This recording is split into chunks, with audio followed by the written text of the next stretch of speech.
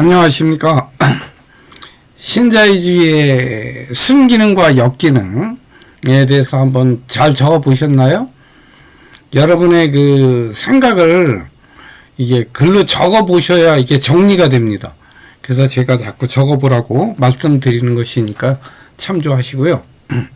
이번 시간에는 지난 시간에 이어서 그러면 이 신자유주의의 그 역사적 흐름은 어떻게 흘러왔는가라는 것에 대해서 여러분한테 지금 설명을 드리겠습니다.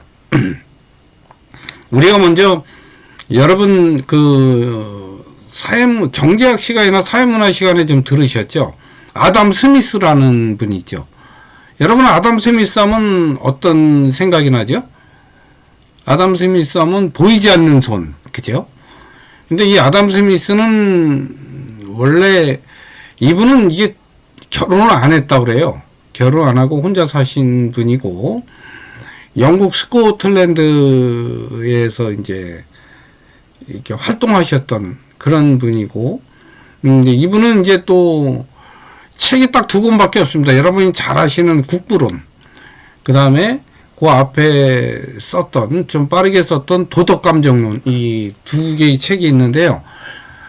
이분의 요지는 원래는 경제학자이기보다는 도덕 철학자에 가까워요. 아담 스미스는. 근데 이제 후대의 자유주의 경제학자들이 아담 스미스를 시장경제의 아버지로 만들었죠. 이제 본인은 시장경제의 아버지가 되고 싶지 않았는데 이미 이제 죽었으니까 후대의 경제학자들이 추대를 해서 시장 경제의 아버지로 이렇게 오늘날 불리고 있습니다. 그래서 이분은 핵심적으로 제가 이렇게 여기서는 제가 이분들의 뭐 옛날 얘기를 다 해드릴 수는 없잖아요. 그죠? 해드릴 수는 없고, 이분들이 지금 자유주의 이론의 그 흐름의 어느 부분의 이야기를 했는지만 설명을 하고 넘어가야 될 것 같아요. 그러니까 좀 시간이 많아서 또 다른 뭐 경제사회학이나 이런 시간 같으면 또 아담 스미스나 또 케인즈, 또 아까 통화주의자였던 하이에크나 프리드만에 대해서 또 이렇게 각자 또 설명을 드리면 또 재밌는 부분도 있어요. 좀 골아픈 부분도 있지만 재밌는 부분도 있어서 그렇긴 한데 이 시간에는 제가 이렇게 또 뭐 재미있다고 그래서 내가 재밌지 여러분은 또 듣는 분은 또 따분할 거 아니에요, 그죠? 그래서 그냥 간략하게만 제가 설명드릴게요. 너무 그냥 스트레스 받지 않으시라고. 자, 아담 스미스는 정부를 축구장의 심판으로 봤어요. 그리고 시장에 보이지 않는 손에다 맡겨야 된다, 이렇게 얘기를 한 거거든요. 시장은. 근데 이제 아담 스미스가 말하는 보이지 않는 손은 오늘날 우리가 생각하는 보이지 않는 손의 개념하고는 조금 차이가 있어요. 어떤 차이가 있냐? 이분은 1700년대 분이잖아요. 18세기. 근데 이분이 살았던 시대는 굉장히 그 기독교적인, 스코틀랜드가 그렇잖아요. 기독교적인 분위기가 상당히 있었던 시대였고, 이분은 원래 도덕 철학자이기도 해요. 그래서 이분이 보이지 않는 손을 얘기한 것은 어떻게 보면 하나님의 섭리? 신의 섭리? 이렇게 이해하시면 될 것 같아요. 그러니까 정부는 그냥 심판 역할만 하고 나머지는 하나님의 섭리에 맡겨라. 이제 그 얘기죠. 이제 그게 후대에 가서는 그게 시장의 수요 공급으로 변질이 된 거죠. 원래 의도는 이제 이렇게 좀 이게 도덕감정론에서 이 양반이 이제 공감 이야기도 하고요. 우리 이방인이나 타인을 대할 때 어떻게 해야 되는가, 이제 공감, 뭐 중국인 얘기도 하고 이렇게 도덕감정이 되게 두껍더라고요. 네, 그 책에는 좀 철학적 성향의 이야기를 하고 있고, 그 우리가 흔히 아는 국부론은 이제 시장에 대한 어떻게 시장 왜 국부론이 뭐냐면 국가가 어떻게 부를 형성할 수 있을까라는 걸 기술한 거예요. 근데 기술 방법이 1700년대 뿐이다 보니까 어떻게 했어요? 다 성경식 방식에 우리 성경을 보면 어떻게 돼 있나요? 몇 장, 몇 절, 뭐 이렇게 돼 있죠. 이 기술 방식도 다 몇 장, 몇 절 이렇게 돼 있습니다. 국부론도 그렇고 도덕감정론도 그래요. 이제 그런 배경만 아시고, 어쨌든 정부는 적극 나서는 게 아니라 그냥 심판 역할만 해야 된다는 거죠. 그리고 시장에다 맡겨놓고 시장에서 잘 안 되는 거 있잖아요. 시장 지들끼리 막 싸우고 하는데 안 되는 거.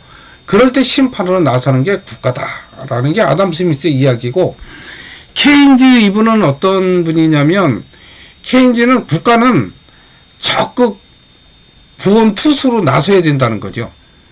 그래서 구원투수로 나누는 이유는 정부는 항상 선하고 공정하다고 얘기를 하는 거예요. 그러면 케인즈가 말하는 시장은 어떨까요? 시장? 야, 시장 너희 못 믿어. 너희 했더니 그냥 사리사욕 이기심에 젖어서 너희들 그냥 돈만 벌려고 애쓰지 그 사회나 또 약자들, 약한 사람들에 대해서 별로 신경 안 쓰네. 너희 빈익빈 부익부네. 이러면서 이 사람들은 국가가 구원투수 역할을 하는 강력한 국가를 이제 나서서 국가가 정책도 하고 이제 이런 것을 옹호하는 그런 이야기를 하는 사람이 케인즈입니다. 이제 이에 반해서 또 통화주의자는 어떠냐면, 야, 정부 너희 사적 동기 가지고 다 불순한 사람들이 다는 아니지만 많이 모여 있어. 뭐 우리나라도 그렇잖아요. 뭐 국회의원이나 뭐 장관이 다 깨끗하나요? 그런 건 아니잖아요. 막 섞여 있죠. 그러다 보니까 이 사람들은 어떻게 하냐면, 아까 통화주의자는 뭐라 그랬어? 비용을 절감하려고 하는 거잖아요. 아까 어떻게 했어요? 2차 유가 폭등이 일어나고 그러니까 비용이 상승하고, 그 다음에 비용 상승이 뭐였어? 원료 또는 인건비 이런 게 상승하잖아요. 그러니까 그걸 낮추려면 어떻게 하냐? 정부 개입 너희 나서지 마. 어떻게?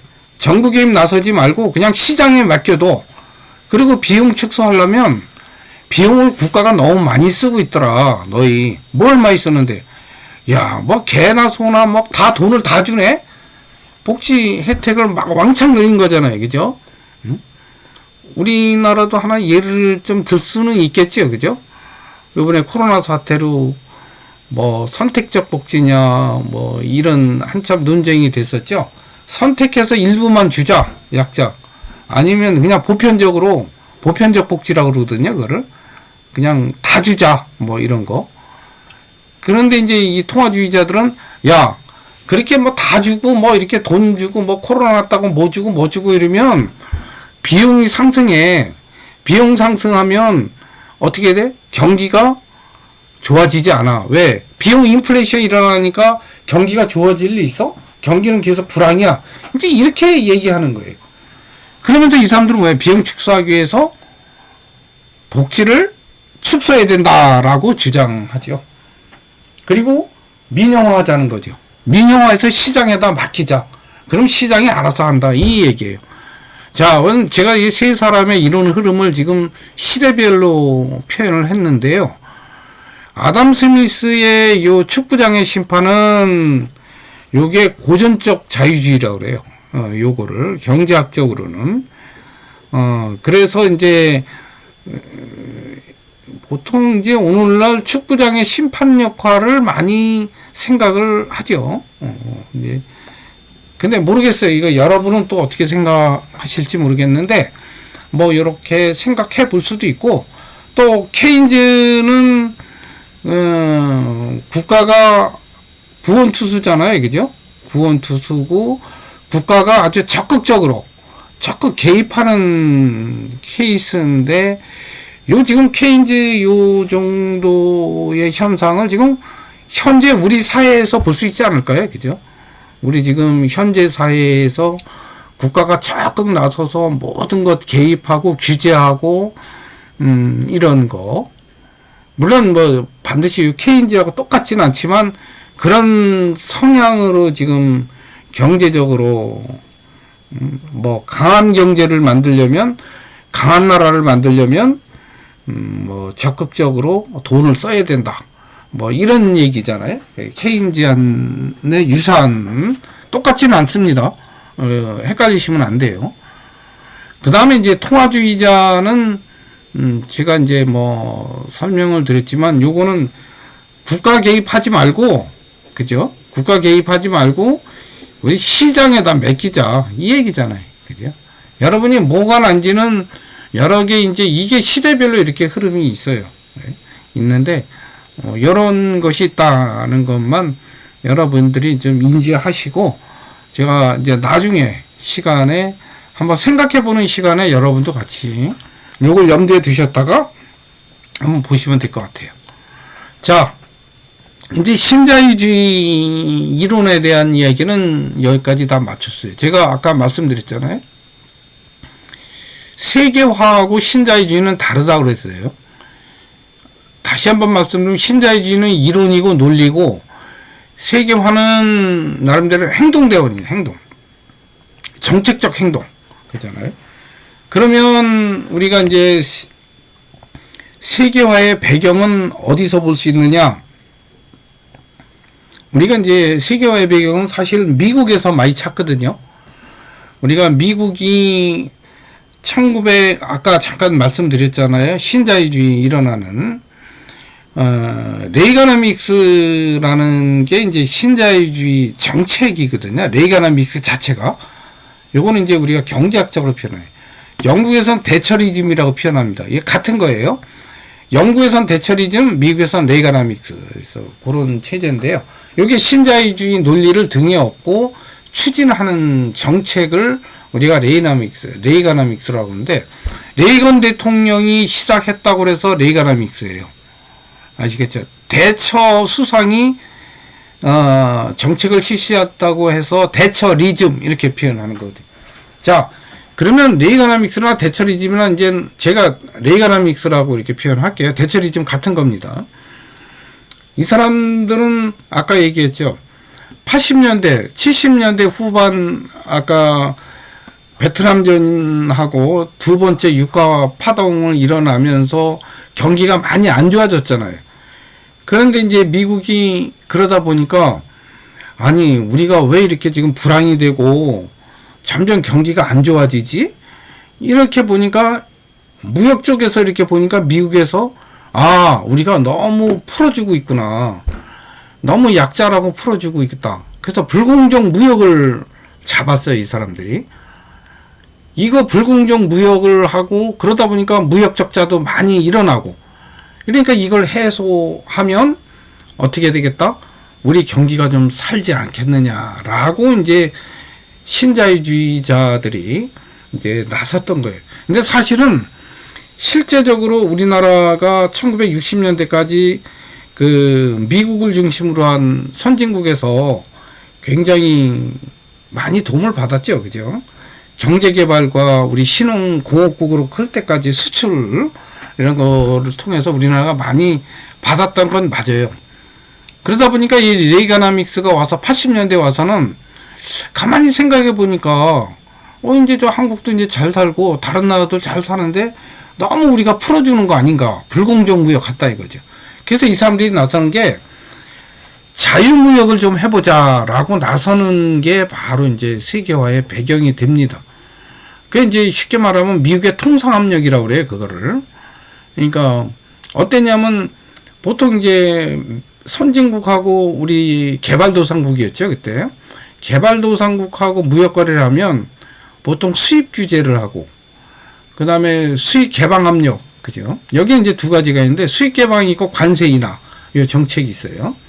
그 다음에 원화 절상 압력, 이런 게, 미국의 통상 압력은 이 세 가지예요, 쉽게 말하면. 왜냐면 아까 얘기했죠. 미국이 왜 통상 압력을 하겠어요? 불공정 무역으로 자기네 무역 적자가 많이 일어나니까, 야, 너희 수입 규제하지 말고 수입 시장 개방을 좀 해. 그리고 너희 그 원화 절상 있지? 원화 가치를 좀 높여. 너무 낮추지 마. 이 얘기예요. 이 말 뜻 아시겠어요? 미국이 통상압력을 하는데요. 왜 통상압력 한다고요? 불공정 무역을 해소하기 위해서. 어떻게 해요? 수입 규제 하지 말고 그냥 자유무역하고 시장 개방도 좀 열어. 그 얘기는 뭐냐면 두 가지거든요. 수입 개방을 하라는 얘기 있고, 하나는 관세를 가지고 우리가 수입 개방을 이렇게 하잖아요. 왜냐면 우리보다 좀 우세한 상품이 오면 관세를 많이 때려버리잖아요. 그죠? 그러니까 세금을 더 내게 하고 들어오면 어떻겠어요? 물가가 우리나라에 들어오면 그 상품 가격이 높아지니까 사람들이 덜 살 거 아니에요. 그죠? 근데 이런 거를 관세 인하라고 그래요. 그러니까 이 사람들이 관세를 인상하지 말고 미국 사람 입장에선 인하해라. 그다음 원화절상이라는 게 무슨 말이냐면 환율은 달러의 가격이라고 그랬어요. 그죠? 우리나라 원화를 절상하면 어떻게 되겠어요? 원화 절상하면 환율 인하가 돼서 어떻게 돼요? 우리나라 수출이 더 많이 되고 수입은 덜하게 되겠죠. 그죠? 왜냐? 자기네 상품이 미국이 비싸고 우리는 한국이 싼데 미쳤다고 비싸게 수입해 오겠어요? 안 할 거 아니에요. 우리나라는 싸니까 수출이 많이 될 거고, 그죠? 그래서 원화 절상 이렇게 표현하는 거예요. 아시겠죠? 원화 절상을 하면요, 어떻게 돼요? 수출은 증가하고 수입은 감소하는 거고, 원화 절하를 하면 어떨까요? 수출은 감소하고 수입이 증가되겠죠. 그죠? 이게 반대 현상이에요. 바로 요런 미국의 통상 압력이 요 세 개로 이루어졌고요. 요걸 실제적으로 실제했어요. 93년, 94년 아마 이쯤 될 겁니다. 미국이 우루과이 라운드 협상이라고 하는 데서 이런 통상 압력에 대한 규칙을 만들었고요. 또 95년도 정도 돼서 WTO라는 세계 무역기구가 생기잖아요. 그러면서 이건 뭐냐면 규칙 맞는 거에 대한 감시를 하는 거예요. 예외 없는 관세화 이거 하는 거죠. 야, 어느 나라든 다 똑같이 말 하지 말고 예외 없이 다 관세 인하해 이거잖아요. 그죠?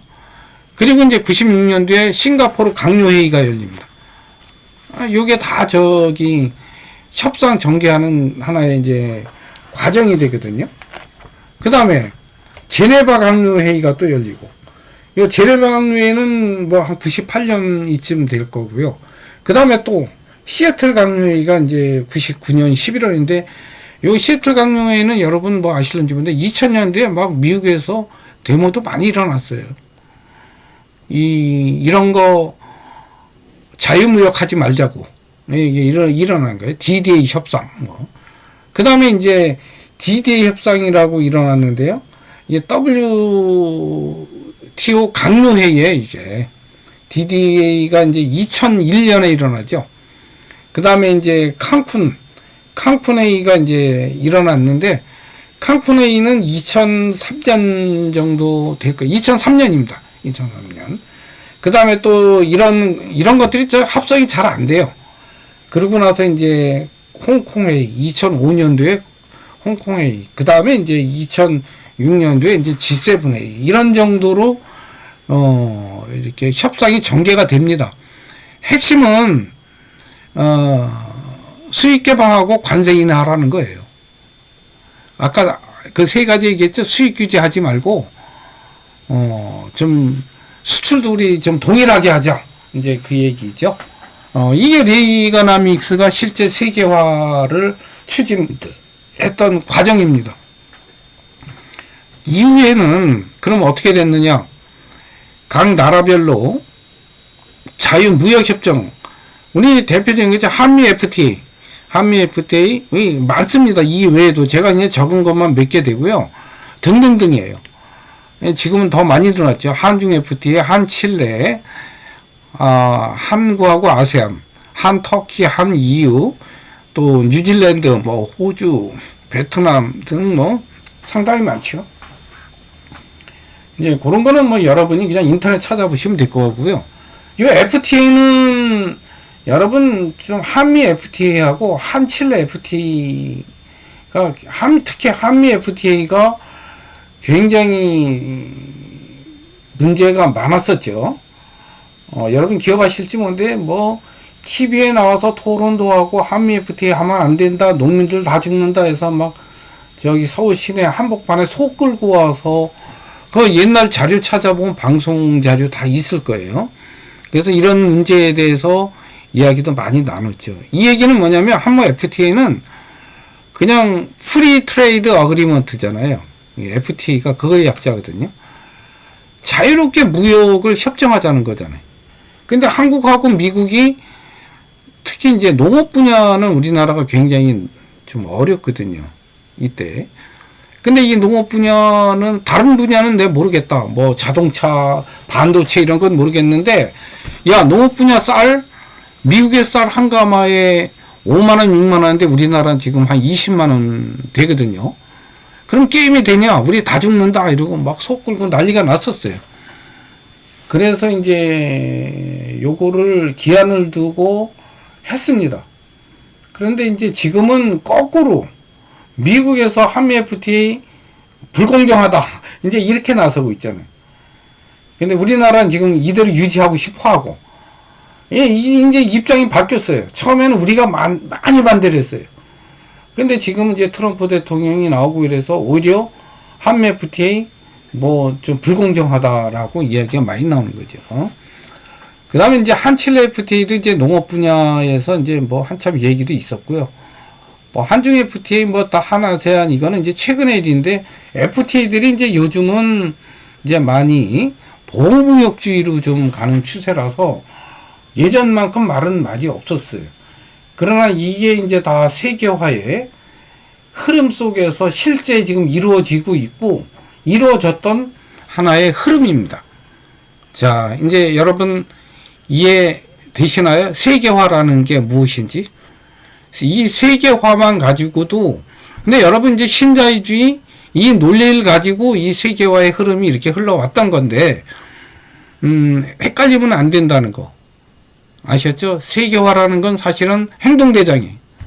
이론과 논리는 신자유주의고 그런데 실제 이렇게 역사적으로 UR협상, WTO, 싱가포르 강요회의, 뭐 제네바 강요회의, 뭐 시애틀, GDA 강요, 실제 이렇게 있어 왔어요. 실제 이렇게 해왔고, 그러다가 이제 또 한미 FTA 맺고 나라별로 이렇게 또 FTA도 맞습니다. 그래서 이제 이런 세계화를 넓히려고 했었죠. 그죠? 그러나 이것도 완전하지는 않잖아요. 그죠? 신자유주의 세계화도. 자, 이거 뭐 옳고 그름은 나중에 우리가 토론에서 한번 조금씩 생각해 볼 수 있는 부분이 있고요. 이제 중요한 거는 현재 우리의 현실은 어떤가? 라는 것에 대해서 한번 생각해 볼 필요는 있습니다. 여기에도 뭐 좋고 나쁨은 우리가 지금 판단하기엔 좀 이른 것 같아요. 좀 이거는 시간이 좀 흘러봐야. 그죠? 역사적인 평가는 아까도 얘기했죠. 축구장의 심판과 구원투수, 그 다음에 시장에 맡겨야 된다. 이분들이 다 뭐 역사적으로 오래됐잖아요. 아담 스미스나 케인즈나. 이렇게 시대의 흐름에 따라서 우리가 뭐가 좋을까라는 생각은 좀 시간이 지난 다음에 좀 판단할 수 있지 않을까라는 생각은 해봅니다. 그러나 이제 여러분도 같이 생각하셔야 돼요. 제 생각만 지금 얘기하는 것이 아니고 이 와중에 여러분도 그럴까? 이런. 자, 요즘 어떤가요? 외부 환경은. 보호무역이 지금 굉장히 강화되고 있잖아요. 특히 그 미국의 트럼프 정권이 들어서면서 뭐 장벽을 세우고 또 중국 무역 또는 뭐 다른 나라 무역 또 우리나라 무역에 대해서 상당히 브레이크를 많이 걸고 미국의 보호무역 미국을 좀 이렇게 더 활성화 시키려고 많이 애를 쓰죠. 그죠? 그래서 이제 이런 것을 이제 통틀어서 보호무역 강화 이렇게 표현할 수 있고요. 지금 환경이 그래요. 우리를 둘러싸고 있는 환경이. 예전처럼 뭐 FTA, 뭐 세계화, 신자유주의 이런 개념이 아니고 요즘은 좀 보호무역 쪽으로 좀 이렇게 기울은 그런 분위기입니다. 또 어떤가요? 복지 확대는 이제 우리나라인데 우리나라 지금 정권이 복지를 지금 엄청나게 내리고 있죠. 전 정권에 비해서 보편적 복지를 해야 되냐, 선별적 복지냐, 이렇게 표현하는데, 그럼 뭐가 옳은지는 여러분 한번 생각해 보세요. 선별적으로 해야 되는지, 보편적. 정답은 있는 것 같지는 않은데, 어쨌든 우리나라의 경우는, 국가가 좀 많이 나서서 복지 확대를 많이 하고 있어요. 그 다음 또 하나 외부 환경은 우리가 원하지는 않았지만 어쨌든 외부 환경으로 이 코로나 사태 때문에 우리나라에 굉장히 좀 악영향을 많이 끼치고 있죠. 그러면서 또 우리 개인적으로도 굉장히 자유가 억압되는 사회 공동체를 강조하면서 개인의 자유주의라고 표현해야 되나요? 많이 억압되게 그런 사회 분위기로 만들어가는 그런 부작용도 있죠. 코로나 사태가. 자, 우리의 현실이 어떠냐면 현재 우리나라 한번 보세요. 강한 경제, 강한 나라의 발판을 만들겠다고 엄청나게 지금 돈을 많이 좀 쓰죠. 그래서 이제 우리나라 어떠냐면 올해 국가 전체 예산이 512조 3천억이랍니다. 요게 이제 작년 대비해서 9.3% 증가한 거고요. 내년에는 555조 8천억이라고 그래요. 요게 지금 올해 대비해서 8.5% 증가하는 거죠. 근데 여기서 지금 여러분 보셔야 될 게 퍼센트가 중요한 게 아니고요. 퍼센트는 그냥 우리가 계량적으로만 이렇게 나타나는 것이고 여기에 너무 매몰될 필요는 없어요. 우리 그전에는 이렇게 500조가 넘지 않았거든요. 근데 이 500조가 넘는다는 것은 이것은 쉽게 말하면 부채를 많이 늘린다는 거예요. 국가 부채. 그죠? 국가 부채를 늘린다는 건 무슨 의미예요? 국채를 많이 찍는다는 건데 국채는 나중에 줘야 되는 부채거든요. 그거는 빚이에요. 빚. 그러니까 빚을 많이 늘린다는 거죠. 그러면 그 빚은 누가 갚나요? 10년물이면 10년 후에 30년물이면 30년 후에 국채가 3년물도 있지만 10년물 30년물 이렇게 있거든요. 그 얘기는 뭐냐면 만기 때 일정 이자를 붙여서 돈을 주는 걸 얘기해요. 그럼 빚이잖아요. 그게 10년 있다 주던 30년 있다 주던 그러면 이제 후대 세대들이 이제 힘들어지는 거죠. 이제 이런 부작용은 있습니다. 근데 이제 또 이 사람들의 논리는 국가가 적극적으로 나서서 경기를 부양하면 경제가 성장한다는 거예요.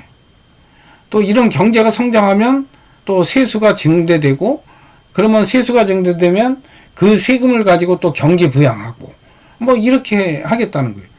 그러면 또 경기를 부양한다는 건 뭐예요? 국가가 경기를 부양한다는 거는 이제 우리나라 얘기로는 소득 주도 성장 이렇게 표현하거든요. 소득에다가 내 직접 경기 부양하겠다 이거예요. 아시겠죠? 제가 요 이상 더 또 설명을 드리면 또 우리나라 경제에 대한 또 비판적인 것이 좀 나와서 제가 그냥 여기까지만 설명을 드리고 나머지는 여러분들이 좀 인문학적, 경제학적으로 한번 상상해 보세요.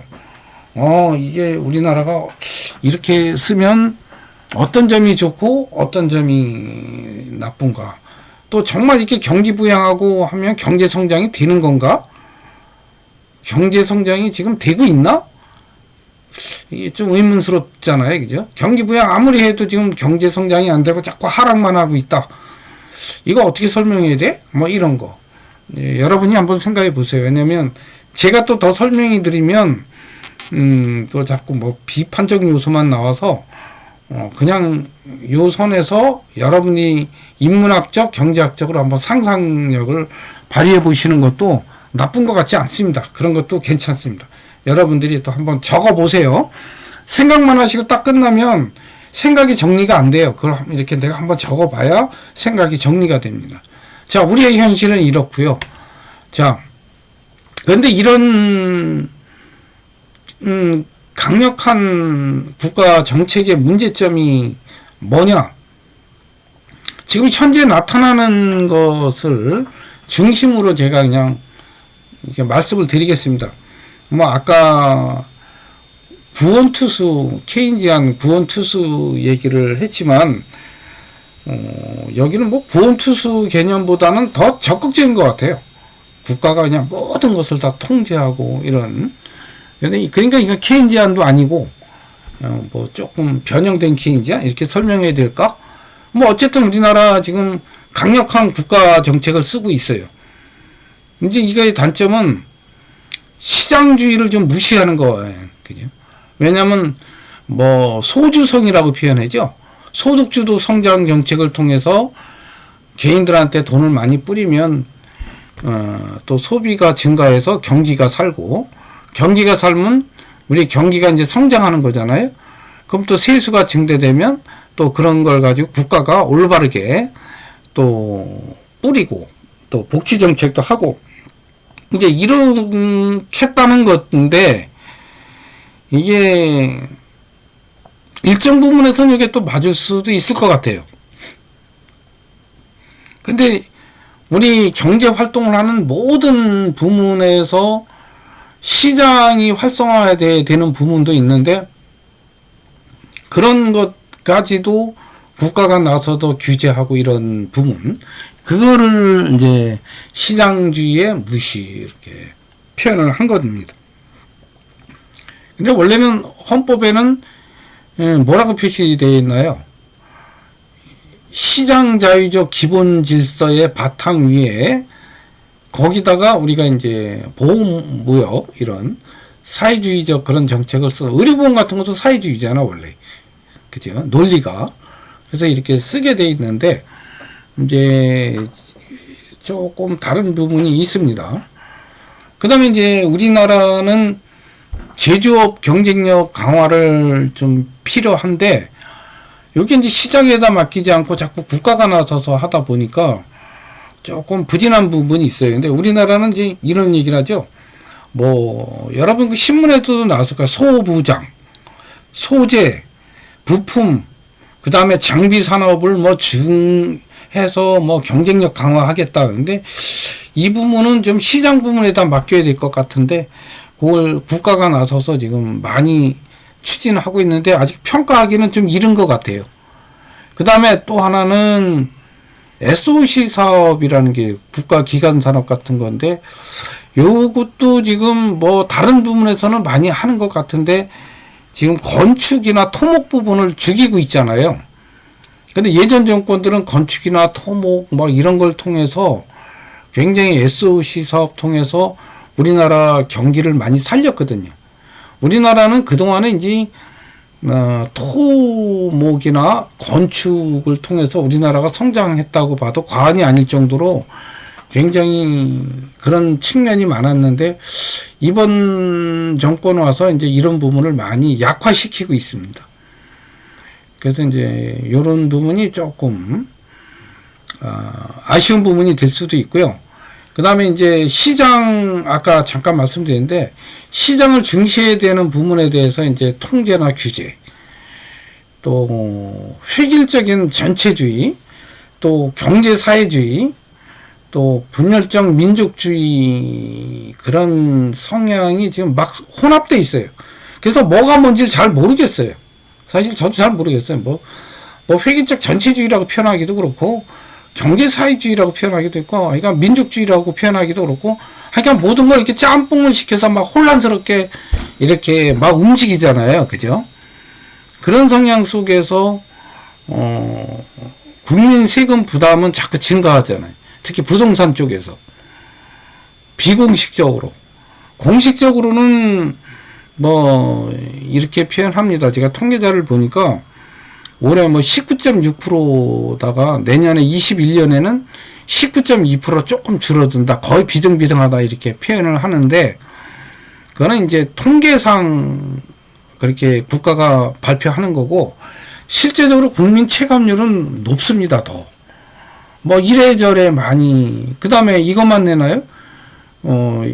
나중에 그 건강보험료 그거 준조세잖아요.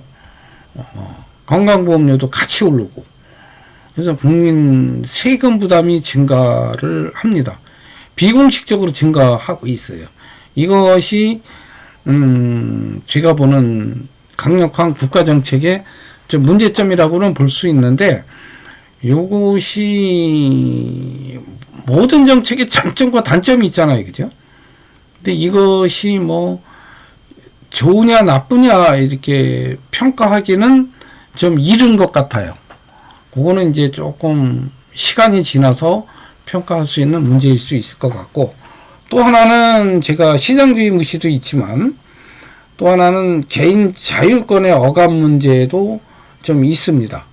여기에 뭐 완전 아까 이렇게 막 혼합 성향이 있어서 혼합돼 있어서 뭐 하나만 가지고 설명하기는 조금 이른 부분도 있죠. 그죠? 그래서 이건 뭐냐면 우리가 이제 국가 공공 안녕을 명분으로 해서 이제 개인의 자율권을 이제 막 침해하는 것. 물론 우리가 의도하지는 않았는데 코로나19 사태죠. 그것을 위해서 이제 막 소상공인들 뭐 국가에서 명분은 뭐 만들기 나름이지만 공공 안녕이잖아요. 그죠? 그 여러분들 지난 시간에 사회 명문론이냐 실제론이냐 할 때 여러분들 보면 대부분 실제론적 사고가 좀 많더라고요. 사회를 위해서 내가 좀 희생해야 된다 이런.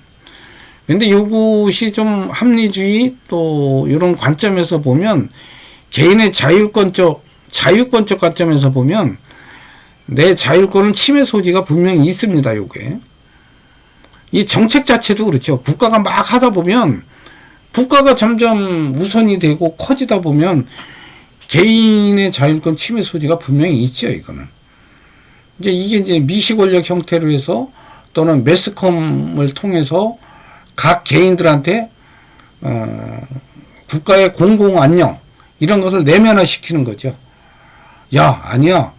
그래도 공동체가 살아야 네가 사는 거지. 이러면서 이렇게 내면화시키는 거죠. 근데 우리 옛날에 여러분은 그때 제 세대는 1970년대에 초등학교를 다녔는데요. 초등학교 때는 국민교육헌장이라는 게 있었어요. 국가의 발전이 나의 발전의 근본임을 깨달아 이런 문구가 있는데 거기 이제 나중에 이렇게 바뀌잖아요. 국가 발전의 근본이 나의 발전의 근본임을 깨달아 이렇게 우리를 내면화시켰거든요. 근데 여러분 어떤가요? 진짜 그런가요? 국가 발전이 나의 발전의 근본인가요? 한번 생각해 보실 필요가 있죠. 저는 거꾸로 생각했어요. 나의 발전이 국가 발전의 근본이 된다라고 저는 거꾸로 생각했던 사람인데 지금 미시 권력 형태라는 게 바로 이런 거예요. 국가의 발전이 너희 발전의 기본이다라는 것을 자꾸 내면화시키는 거죠. 그러면서 우리가 옛날에 학교도 어떤가요? 학교도 우리 초등학교 어떻게 돼 있나요? 쫙 들어가면 공간 배치가 일자로 쫙 돼 있죠. 그죠? 순서대로. 그리고 선생님이 말하는 모든 것은 정당화되고 모든 것은 권력자가 되고 우리는 학생은 선생님 말씀을 무조건 들어야 된다.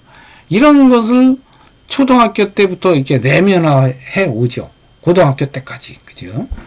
이제 이런 것을 미시 권력이라고 미셸 푸코라는 학자가 이야기를 합니다. 무의식적으로 이렇게 그러니까 이제 무의식적으로 이렇게 억압하는 거를 몰라요. 왜요? 내면화돼 있어서 이게 정당한가 보다 이렇게 생각하는 거거든요. 자, 이런 이야기를 할 수가 있을 것 같아요. 그리고 이제 요거 말고도 또 다른 문제점이 있으면은 여러분이 한번 찾아서 기술해 보는 것도 필요할 것 같습니다. 저는 이제 간단하게 시장주의의 무시 또는 무시라기보다는 시장주의의 좀 소홀 뭐 이렇게 표현할 수 있겠네요. 그 다음에 개인주의의 뭐 억압, 뭐 전체주의적 억압 이런 건 아니지만 억압적 그 분위기 뭐 이렇게 표현하면 될 것 같아요. 개인 자율권의 억압적 분위기 그런 면도 좀 있잖아요. 그죠? 집회 금지 같은 것도 이런 부문에 조금은 좀 들어갈 수 있을 것 같아요. 코로나 사태를 명분으로 한. 이제 또 다른 것도 있을 수가 있겠죠.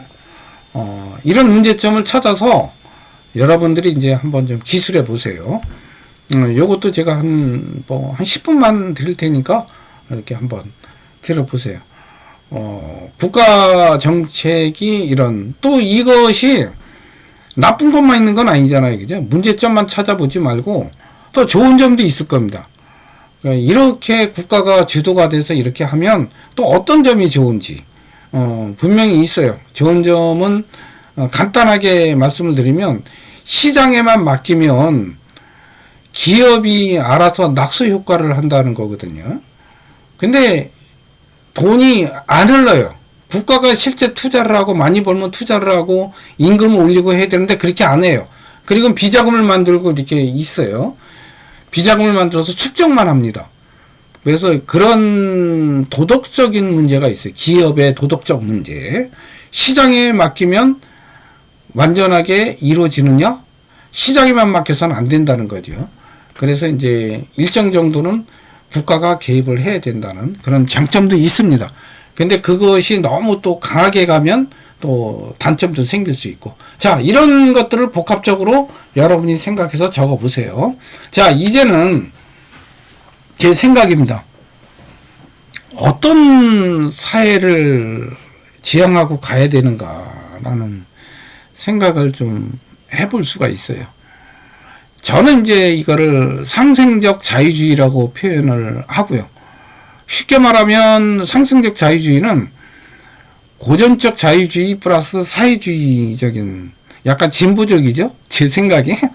고전적 자유주의 플러스 사회주의적인 생각입니다. 여기서 사회주의는 제가 말하는 여러분 사회주의 하면 종북적 사고 이렇게 생각하기 쉬운데, 예, 그런 사고는 아닙니다. 어떻게 보면 기독교적 사회주의? 이렇게 표현하는 게 더 맞을 수도 있을 것 같네요. 그 다음에 요 세계화는 각 국가 또는 그 지역에 맞는 그런 세계화해야 되지, 일방적인 세계화되면 안 된다라는 게 이제 상생적 자유주의 개념이에요. 왜냐면 축구장의 심판 역할만 하는 게 국가인데, 이게 지금 아담 스미스 이분이 고전적 자유주의에서 그런 얘기를 한 거거든요. 자유주의한테 맡기되 거기서 해결이 안 되는 것만 국가가 나서서 심판 역할만 해라, 이거거든요. 그렇게 하다 보면 어떻게 되겠어요? 상향적이고 민주적이고 자발적인 사회 구조가 활성화될 수 있겠죠. 이렇게 상생자유주의는. 왜냐하면 아테네 광장에서 모든 시민들이 모여서 야, 우리끼리 이렇게 하자 저렇게 하자 이렇게 해서 결정했던 거 아니에요. 그죠? 이런 것을 자발적 사회구조죠. 그렇지 않고 자꾸 강력한 국가가 자기가 알아서 정책 결정을 하고 매스컴을 통해서 자꾸 홍보하고 이렇게 해서 내면화시키고 이런 사회구조가 아니라는 거예요.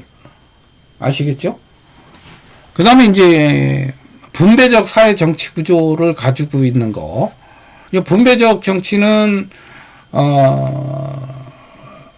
시장 자유주의에만 맡기면 분배적 구조가 나오기가 쉽지 않아요. 왜냐면 약한 사람들은 점점 약해지고 강자는 점점 강해지거든요. 그래서 이런 사회를 만들면 안 되는 거죠. 좀 어렵고 정말 내가 진짜 힘이 없어서 정말 내가 먹고 살기 힘들다, 이런 사람들한테는 국가에서 어느 정도 기초적 분배를 좀 해서 굶어서 너무 어려워서 죽는 사람은 없도록은 해야 되잖아요. 또 잘 사는 사람, 또 열심히 일하는 사람 또 잘 살게 해야 되고, 이게 이제 제대로 된 고전적 자유주의라고 저는 생각을 합니다. 오늘날처럼 너무 강력한 구원 투수를 하겠다, 시장을 너무 못 믿으니까 내가 다 알아서 할게, 이것도 안 맞고, 그렇다고 시장에만 다 맡기고 국가는 그냥 팔짱만 끼는 것도 안 맞는 것 같아요. 여러분은 뭐가 맞는지 모르겠는데 어떤 사회를 지향해야 되는지 여러분 한번 생각을 해 보시고, 마지막으로 제가 결론적으로 말씀을 드립니다. 그러면 이런 사회 속에서 나는 그러면 어떻게 살아야 될까라는 게 중요하잖아요. 그죠? 그렇다면 나는 어떻게 살아야 되지? 자, 오늘날 사회가 지금 어떻게 되나요? 여러분 아시다시피 계속 정보화, 그 다음에 뭐 코로나 사태 때문에 더 비대면화 되고, 또 그러다 보니까 이제 개인주의도 증가되고, 그러다 보니까 이제 뭐 인터넷 뭐 그죠? 화상전화 뭐 이렇게 우리처럼 온라인 수업 이런 쪽으로 자꾸 발전하잖아요. 지금 사회 구조는 이런 식으로 흘러가는데, 이것이 과연 우리 사회적 관계를 형성하고 살아가는 인간들한테 좋은 것이냐는 또 그렇지 않거든요. 요거의 역기능도 분명히 있습니다. 그러나 현실적으로는 지금 이렇게 흘러가고 있다는 거. 또 하나는 이런 이제 코로나 사태나 또 뭐 세계화나 뭐 이런 걸 통해서 어때요? 다양하고 이질적인 것들이 많아졌죠. 우리가 그동안엔 막 같이 공유하고 막 이러던 것이 이제는 굉장히 다양해졌어요. 그죠? 또 이질적인 것들이 되게 많아요. 그죠? 그래서 다양하고 이질적인 것에 대해서 어떻게 돼요? 우리는 이게 차이가 생기죠. 그죠? 그래서 이제 뭐냐면 우리가 차이와 다양성은 우리가 문화의 다양성에 나오지만 차이와 다양성은 오늘날에 존중받아야 될 가치잖아요. 그죠? 그 차이와 다양성이 증가되는 거죠. 그죠? 이제 이런 사회에서는 뭐가 필요할까요? 공감 능력이 상당히 필요하다. 요거고. 또 오늘날은요, 또 하나. 공감 능력에 대해서는 제가 조금 더 설명을 드릴게요. 자, 우리가 현실적으로 평생 직장이 없는 시대가 됩니다. 이거 무슨 말인지 아시죠? 평생 직장 개념이 아니라 이제 직업 개념으로 가셔야 돼요. 직장에서 여러분을 옛날처럼 정년 때까지 이렇게 하는 시대는 아닌 것 같아요, 지금. 왜요? 노동시장의 유연화가 이제 점점점 이제 늘어날 것 같고요. 지금 보호무역을 한다고 해도. 그래서 평생 직장 개념은 사라졌다. 또, 고령화 시대로 가는 거. 요 정도. 자, 그 다음에, 공감 능력에 대해서는 제가 이제, 요거는 제가 문화의 다양성 시간에서 설명드리는 게 맞는 것 같네요. 시간도 이제 거의 다 됐고 해서, 공감 능력. 지금 제가 개인적 대응에 대해서 좀 자세하게 말씀드리지는 않았는데, 이게 무슨 뜻인지는 아시죠? 제가 깊이 조금 윤리적, 철학적으로 조금 다시 풀어서 설명을 드렸으면 좋겠는데, 이게 지금 문화의 시간보다는 배경 설명이라서 요 정도로 해서 마치도록 하겠습니다. 우리가 다음 주는 쉬고요. 그 다음 주죠. 10월에 뵙도록 하겠습니다. 고생 많으셨습니다. 좋은 명절 보내시고요. 다음 시간에 뵙도록 하겠습니다.